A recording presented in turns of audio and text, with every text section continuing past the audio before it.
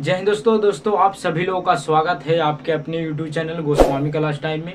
दोस्तों उम्मीद करेंगे कि आप लोग बढ़िया होंगे, मस्त होंगे, स्वस्थ होंगे और अपने पढ़ाई में व्यस्त होंगे। तो दोस्तों आज की इस वीडियो में हम लोग सीखने वाले हैं कि बेलन किसे कहते हैं और बेलन से संबंधित जितने भी सूत्र होंगे उन सभी सूत्र को इस वीडियो में हम लोग कवर करने वाले हैं, यानी सीखने वाले हैं। ठीक है दोस्तों ये जो क्लास है ये क्लास 12वां है, यानी अध्याय जो है ये 12 अध्याय है। इसके पहले हम 11 अध्याय बता चुके हैं। ठीक है दोस्तों अगर आप 11 अध्याय को देखना चाहते हैं तो इस वीडियो के डिस्क्रिप्शन में उसका लिंक दे देंगे, आप आसानी से देख लीजिएगा। ठीक है दोस्तों, तो चलिए आज की इस वीडियो में हम लोग सीखते हैं कि बेलन क्या है। ठीक है दोस्तों, तो चलिए वीडियो को शुरू करते हैं। दोस्तों सबसे पहले हम लोग जानेंगे, कोई भी पूछेगा कि बेलन किसे कहते हैं, क्योंकि जो टीचर पढ़ाता है, जो टॉपिक रहता है वही सबसे पहले पूछता है कोई भी। ठीक है दोस्तों, तो टॉपिक क्या है? बेलन। तो बेलन हम जानेंगे कि बेलन किसे कहते हैं। उसके बाद हम लोग जानेंगे फार्मूला, बेलन के क्या क्या फार्मूला होता है। ठीक है, तो चलिए परिभाषा से हम लोग समझते हैं कि बेलन क्या है। ठीक है, तो परिभाषा कहता है कि किसी वृत्त की परिधि पर लंब रूप में हमेशा अपने ही समांतर किसी सरल रेखा के घूमने से जिस पिंड का निर्माण होता है उसी को हम लोग बेलन कहते हैं। ठीक है दोस्तों, कहता है कि किसी वृत्त की परिधि पर लंब रूप में हमेशा अपने ही समांतर किसी सरल रेखा के घूमने से जिस पिंड का निर्माण होता है उसी को हम लोग बेलन कहते हैं। ठीक है, जिससे कि इस तरह से क्या रहेगा? बेलन रहेगा। ठीक है, अब हम लोग समझेंगे कि बेलन के अंदर क्या क्या चीज होता है। ठीक है, तो सबसे पहले देख लीजिए कि बेलन में एक ऊंचाई होता है। देख लीजिए ऊंचाई को हम लोग एच से सूचित करते हैं। ऊंचाई के हम लोग एच से सूचित करते हैं। ठीक है दोस्तों, अब हम लोग जानेंगे त्रिज्या। क्या जानेंगे? त्रिज्या जानेंगे कि बेलन में त्रिज्या कहाँ पड़ी होता है। तो देख लीजिए ये वृत्त है। क्या है? वृत्त है। त्रिज्या किसे कहते हैं? तो केंद्र और वृत्त की परिधि की जो दूरी होती है इसी को हम लोग त्रिज्या बोलते हैं, और त्रिज्या का जो है दोस्तों आर से सूचित करते हैं। ठीक है दोस्तों, अगर इसमें व्यास भी देखा जाए, व्यास अगर देखा जाए तो किन्हीं वृत्त के परिधि के किन्हीं दो बिंदुओं से केंद्र से होकर गुजरती है, इसी को हम लोग व्यास बोलते हैं। व्यास को हम लोग डी से सूचित करते हैं। ठीक है दोस्तों, तो ये रहा वृत्त। ठीक है, तो ये रहा बेलन। ये रहा क्या? बेलन। ठीक है दोस्तों, अब हम लोग जानेंगे कि बेलन के फार्मूला। ठीक है दोस्तों, क्या क्या फार्मूला होता है।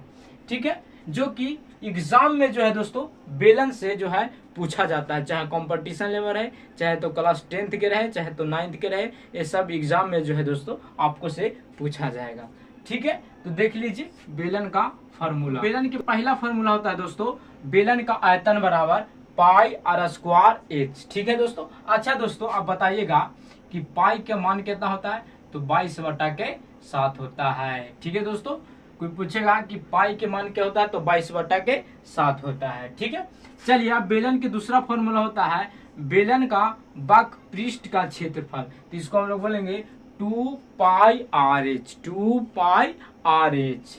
ठीक है दोस्तों, चलिए बेलन के तीसरा फॉर्मूला होता है दोस्तों संपूर्ण पृष्ठीय क्षेत्रफल बराबर। आपसे कोई पूछेगा कि बताओ बेलन का संपूर्ण पृष्ठीय क्षेत्रफल क्या होता है, तो आप बताइएगा 2πr इंटू आर प्लस के एच।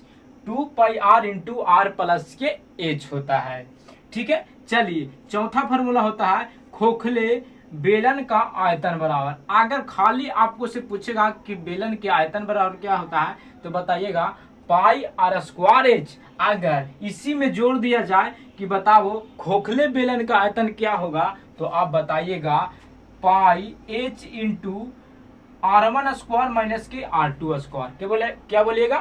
पाई H into R1 square minus के R2 स्क्वायर। ठीक है दोस्तों, चलिए पांचवा सूत्र है खोखले बेलन का वक्र पृष्ठ क्षेत्रफल बराबर। खोखले बेलन का वक्र पृष्ठीय क्षेत्रफल, तो इसका होता है 2π एच इंटू R1 के स्क्वायर प्लस R2 के स्क्वायर। अगर खाली बेलन का वक्र पृष्ठीय क्षेत्रफल पूछेगा तो बताइएगा 2 पाई RH।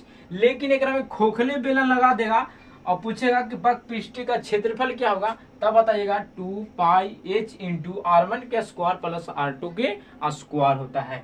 ठीक है दोस्तों, चलिए छठा फॉर्मूला है, खोखले बेलन का संपूर्ण पृष्ठीय क्षेत्रफल बराबर होता है 2 पाई H into R1 plus R2 plus 2 pi into R1 square minus 2 पाई R2 स्क्वायर।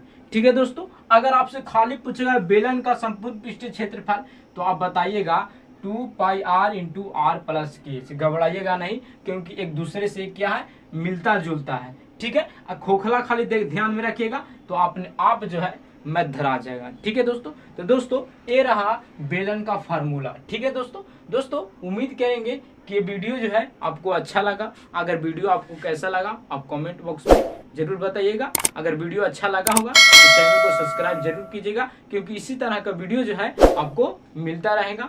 मिलते हैं अगले वीडियो में, धन्यवाद।